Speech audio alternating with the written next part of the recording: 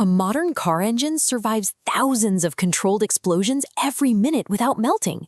How does a factory turn a pile of lifeless metal into a perfectly sealed, indestructible power plant? It starts in the foundry. Glowing molten iron is poured into packed sand molds to cast the massive engine block. But high-stress parts like the crankshaft are forged. Hydraulic presses crush solid steel into shape, aligning the grain for maximum strength. Next, the rough block hits the CNC machines for microscopic refinement. The top deck is milled perfectly flat to hold a flawless seal. Inside the cylinders, a spinning tool scratches a microscopic grid into the walls to trap oil and lubricate the pistons. This texturing is called honing. Now the pieces are married together. The rotating bottom end locks into the block. Then the cylinder head, packed with valves and camshafts, is torqued down on top. But before it leaves the factory, it has to prove it works.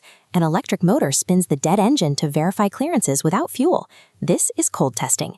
Finally, it's bolted to a test stand and ignited with live fuel, revving to the limit. That exact gauntlet of forging, micromachining, and testing is why that metal survives millions of explosions under your hood.